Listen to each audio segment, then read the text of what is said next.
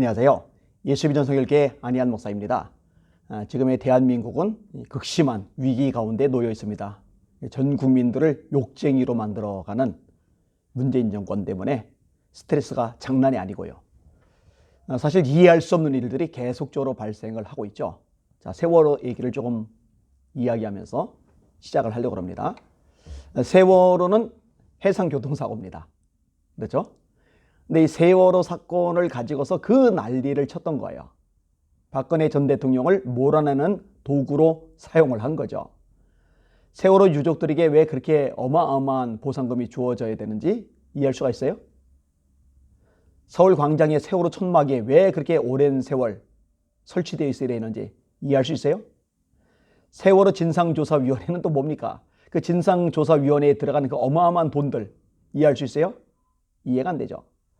문정권 입장에서는 세월호 사건이 고맙죠. 그러니 문 대통령이 세월호 아이들, 그 불쌍한 아이들 향해서 고맙다라고 했겠죠. 끔찍한 일이에요. 죽은 아이를 보고 고맙다. 할 소리가 아니죠. 자, 반면에 이 세월호와 극명하게 비교가 되는 게 천안함입니다. 천안함은 북한의 공격에 의해서 폭침을 당한 거잖아요. 우리 소중한 아들들이, 장병들이 살해를 당한 거잖아요. 근데 나라를 지키다가 생명을 잃은 이 군인들에 대한 존중, 예우는 어디로 다 날아가죠?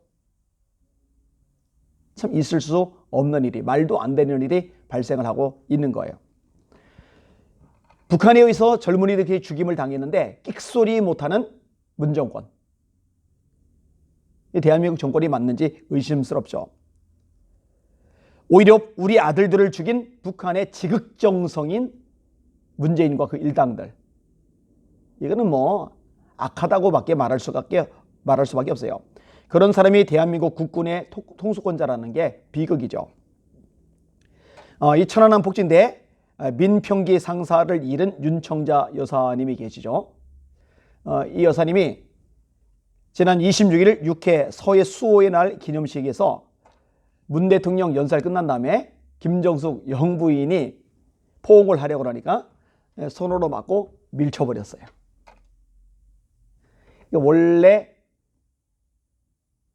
인간적으로 따져보면 무례하다고 할 수 있는 사안이죠. 그런데 이걸 무례하다고 말하는 네티즌들이 한 명도 없어요.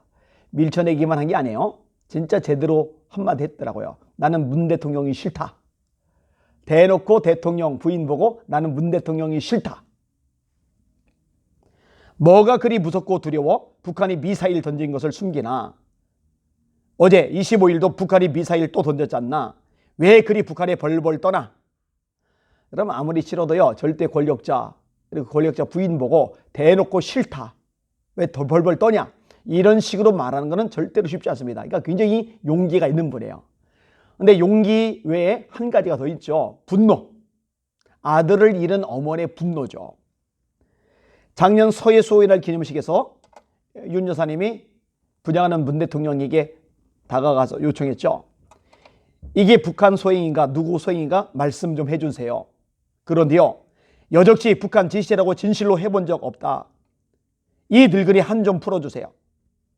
북한 소행이다. 북한 때문에 천안함이 폭침을 당했고 우리 장병들이 죽임을 당했다. 요거 한마디만 해달라고 아들을 잃은 죽은 아들 때문에 가슴 아리하는 어머니가 간청을 하는데, 요청을 하는데 북한 소행 맞다. 이거 한마디를 못합니까?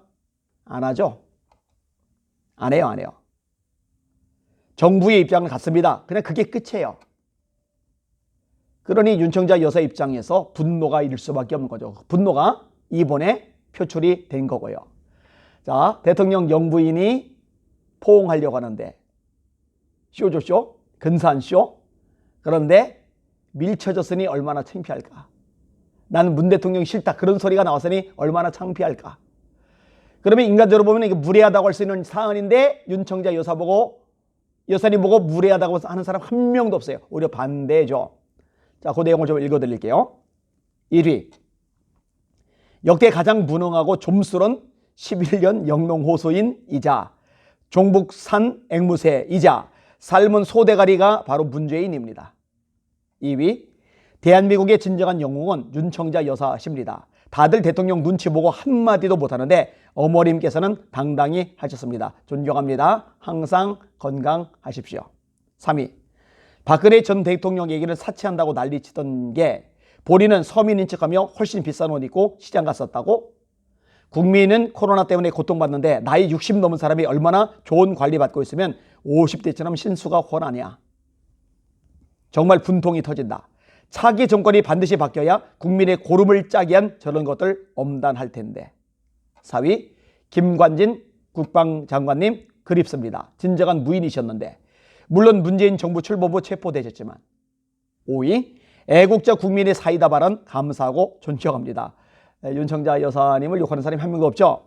6위, 김정숙이 윤 여사를 옆에 앉히고 손잡고 쇼를 하고 싶었는데 윤 여사는 싫다고 뿌리치셨네. 장하십니다. 자식을 잃은 부모에게까지 이용하려 했단 말인가?